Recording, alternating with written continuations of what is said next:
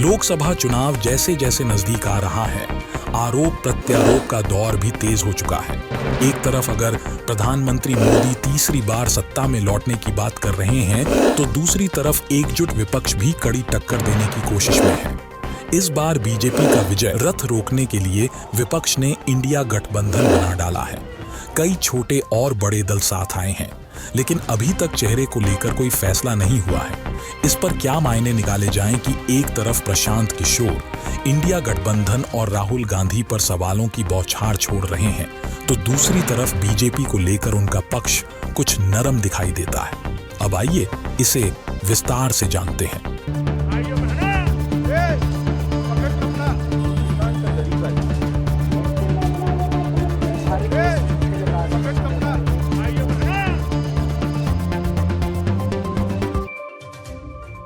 2024 लोकसभा चुनाव में अगर कांग्रेस को उम्मीद के अनुसार नतीजे नहीं मिलते हैं, तो राहुल गांधी को राजनीति से ब्रेक लेने पर विचार करना चाहिए। यह बात पॉलिटिकल स्ट्रैटेजिस्ट प्रशांत किशोर ने न्यूज एजेंसी पीटीआई को दिए एक इंटरव्यू में कही है। दरअसल कांग्रेस जरूर राहुल गांधी को अभी भी आगे कर रही है, लेकिन किसी भी नाम पर आम सहमति इंडिया गठबंधन में बनती नहीं दिख रही। इस बीच रणनीतिकार प्रशांत किशोर का एक बयान चर्चा का विषय बन गया है।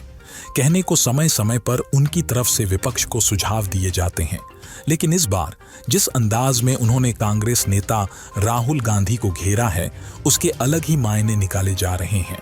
असल में प्रशांत किशोर ने राहुल गांधी की रणनीति पर सवाल उठा दिए हैं। उनका मानना है कि जिस तरह से भारत जोड़ने यात्रा के लिए मेघालय और मणिपुर जैसे राज्य को चुना गया, इसे प्रशांत किशोर गलत रणनीति का सबसे बड़ा उदाहरण मानते हैं। पीटीआई से बात करते हुए प्रशांत किशोर ने कहा कि कांग्रेस ये कैसे भूल सकती है कि उसकी लड़ाई उत्तर प्रदेश, बिहार और मध्य प्रदेश में है, लेकिन वो मणिपुर और मेघालय का दौरा कर रहे हैं। इस तरह से सफलता कैसे मिल सकती है? अगर यूपी और बिहार में नहीं जीते तो वायनाड में जीतने का भी कोई फायदा नहीं मिलने वाला है। प्रशांत किशोर ने तो यहां तक कह दिया है कि अगर राहुल गांधी ने अमेठी से चुनाव नहीं लड़ा, इसका काफी गलत संदेश देश की जनता के सामने जाने वाला है।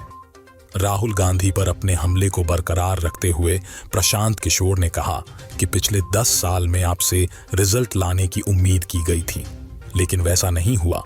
इसके बावजूद भी ना आप खुद हटे और ना ही आपने दूसरों को आगे आने दिया।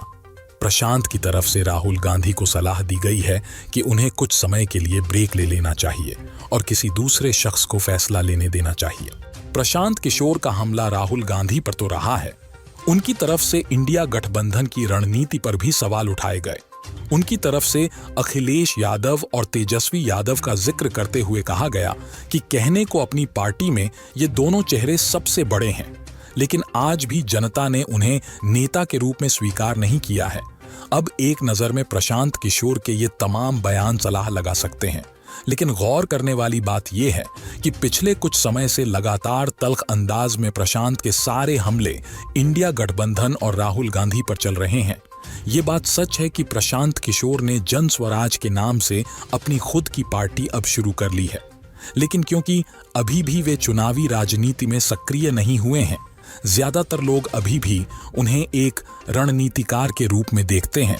इसी वजह से जब भी वे लगातार इंडिया गठबंधन और सिर्फ राहुल गांधी पर हमले करते हैं, इसके सियासी मायने अलग निकल जाते हैं। पिछले महीने जब जातिगत जनगणना का मुद्दा उठा था, तो राहुल गांधी पर निशाना साधते हुए प्रशांत किशोर ने कहा था कि कांग्रेस नेता बिहार जैसे गरीब राज्य को जातियों में बांटने के लिए शोर मचा रहे हैं, लेकिन दूसरे राज्य में जाकर चुप हो जाते हैं। अब एक तरफ प्रशांत किशोर इंडिया गठबंधन और राहुल गांधी पर सवालों की बौछार छोड़ रहे हैं, तो दूसरी तरफ बीजेपी को लेकर उनका पक्ष कुछ नरम दिखाई देता है। अगर उनके पिछले कुछ बयानों पर नजर डालें, तो उन्होंने हर वो बात कही है जिससे भाजपा और एनडीए खेमा उत्साहित हो सकता है। हाल के बयान में ही प्रशांत किशोर ने बोला है कि इस बार दक्षिण में भी बीजेपी की सीटें बढ़ने वाली है।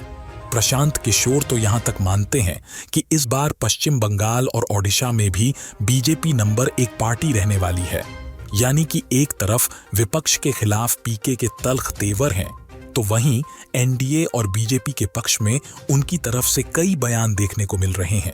बाकी आपका इस खबर पर क्या विचार है, हमें कमेंट में बताएं और राजनीति से जुड़ी ऐसी ही खबरों के लिए वार्ता 24 न्यूज चैनल को सब्सक्राइब करें। आप देख रहे हैं वार्ता 24।